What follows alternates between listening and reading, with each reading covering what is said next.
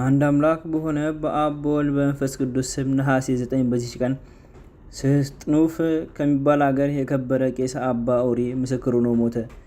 ይህ ቅዱስ ብዙ ርኅራኄ ያለው በስጋውም በነፍሱም ንጹሕ የሆነ ነው። ብዙ ጊዜም አምላካዊ ራእይን ያያል።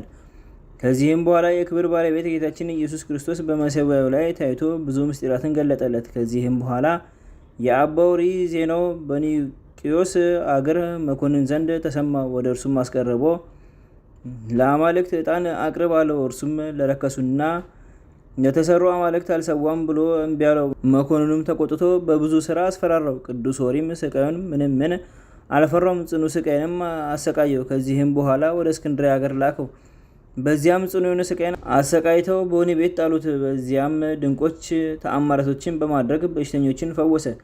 ዜናውን በተሰማ ጊዜ ደዌ ያለባቸው ሁሉ ከየሀገሩ ብዙዎች ሰዎች ወደ እርሱ መጥተው አዳናቸው። ይህንንም መኮንን ሰምቶ ራሱን በሰይፍ እንዲቆርጡ አዘዘ። በመንግስተ ሰማያትም የሰማዕትነት አክሊል ተቀበለ። ከዚህ በኋላ የከበረ ዮልዮስ ስጋውን አንስቶ ገነሰው፣ ወደ ሀገሩ ስጥኑፍም ላከው።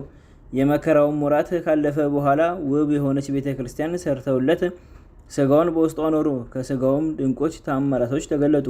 በማመንም ለሚመጡ በሽተኞች ሁሉ ታላቅ ፈውስ ሆነ። ለእግዚአብሔር ምስጋና ይሁን፣ እኛንም በጸሎቱ ይማረን፣ በረከቱ ከእኛ ጋር ትኑር ለዘላለሙ አሜን። በዚችም ቀን የሊቀ ጳጳሳት ጲላጦስ መታሰቢያው ነው። በረከቱ ከእኛ ጋር ትኑር ለዘላለሙ አሜን። አንድ አምላክ በሆነ በአብ በወልድ በመንፈስ ቅዱስ ስም ነሐሴ 10 በዚች ቀን በእስክንድርያ ሊቀ ጳጳሳት በቅዱስ ዲሜጥሮስ ዘመንና በከሃዲው ንጉሥ ዳኪዎስ ዘመነ መንግስት ቅዱስ መጥራ በሰማዕትነት ሞተ።